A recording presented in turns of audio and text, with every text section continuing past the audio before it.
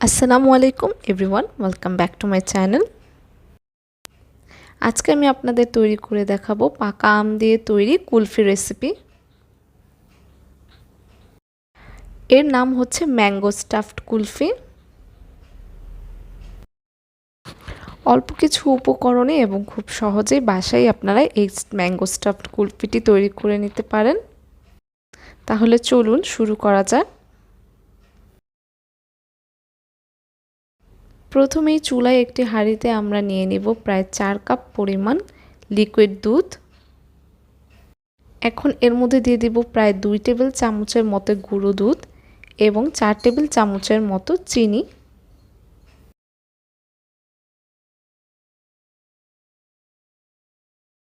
এরপর প্রায় হাফ টি স্পুনের মতো দিয়ে দেব কুলফি এসেন্স। এটা অপশনাল। আপনাদের কাছে কুলফি এসেন্স না থাকলে না দিলেও চলবে।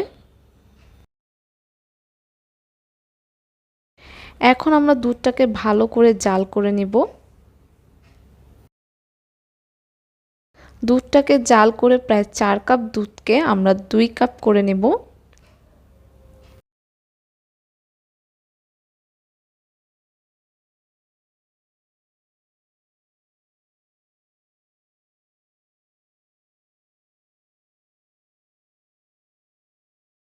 দুধটা যখন শুকিয়ে প্রায় 2 কাপ পরিমাণ হয়ে যাবে, এখন আমরা এর মধ্যে দিয়ে দিব প্রায় 2 টেবিল চামচের মতো মালাই।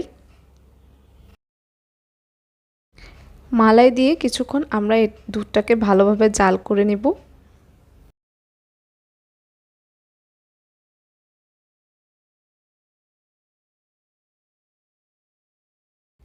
এখন আমরা দুধের চুলাটাকে বন্ধ করে দিয়ে দুধটাকে সম্পূর্ণরূপে ঠান্ডা করে নেব। এখানে আমি 2টি পাকা আম নিয়ে নিয়েছি। এখন একটি আমের আমরা উপরের অংশ এভাবে করে কেটে নিব।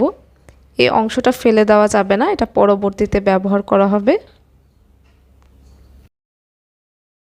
এখন একটি ধারালো চাকু দিয়ে আমের মাঝখানে এরকম গোল করে কেটে নিতে হবে। গোল করে কাটা হয়ে গেলে এখন একটি কেচির সাহায্যে আমরা এভাবে করে আমের আটিটাকে ছাড়িয়ে নিব।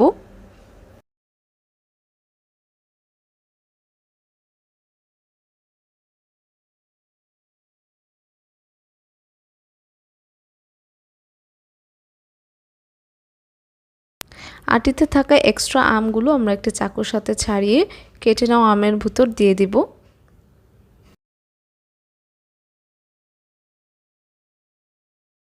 আরেকটা আমও ঠিক আমি একই পদ্ধতিতে আটি ছাড়িয়ে নিব।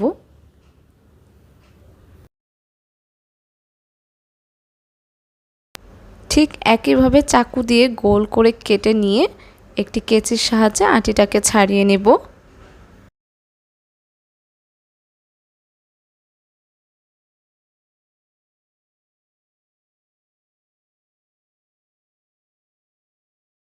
এখন আমরা আম দুটোকে ডিপ ফ্রিজে 15 মিনিটের মতো ঠান্ডা করে নেব।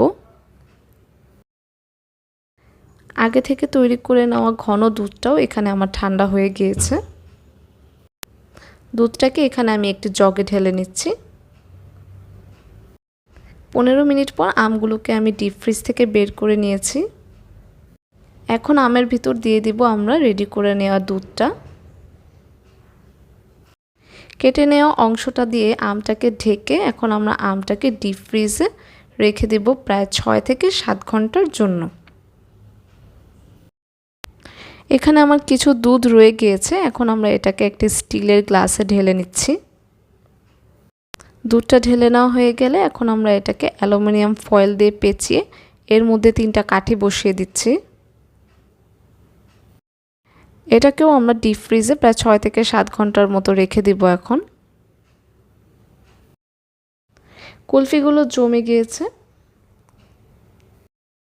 প্রায় 6 থেকে 7 ঘন্টা পর ডিপ ফ্রিজ থেকে আমরা আমগুলোকে বের করে নিয়েছি। এখন ভালোভাবে আমগুলো থেকে খোসা ছাড়িয়ে নেব।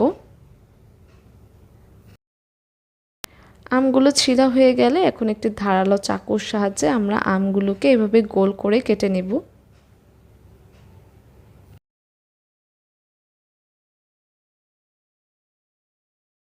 আমগুলো কাটা হয়ে গিয়েছে, এখন আমরা এর উপর ছিটিয়ে দিয়েছি কিছু বাদাম কুচি।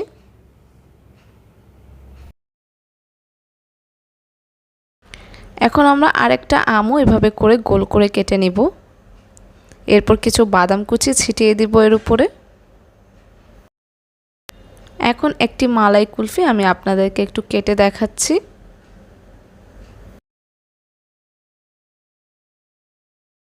তৈরি হয়ে গেল ম্যাঙ্গো স্টাফড মালাই কুলফি। স্টিলের গ্লাসে তৈরি করা কুলফিটাকেও আমরা ফ্রিজ থেকে বের করে নিয়েছি। এটাকেও আমরা এভাবে করে কেটে কিছু বাদাম কুচি দিয়ে সার্ভ করে নিব।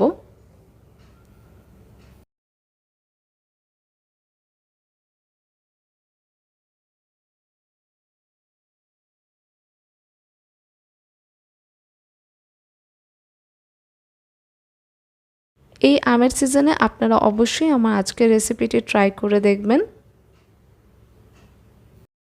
আমার আজকের রেসিপি আপনাদের ভালো লেগে থাকলে অবশ্যই লাইক দেবেন এবং আমার চ্যানেলটিকে সাবস্ক্রাইব করবেন। ধন্যবাদ।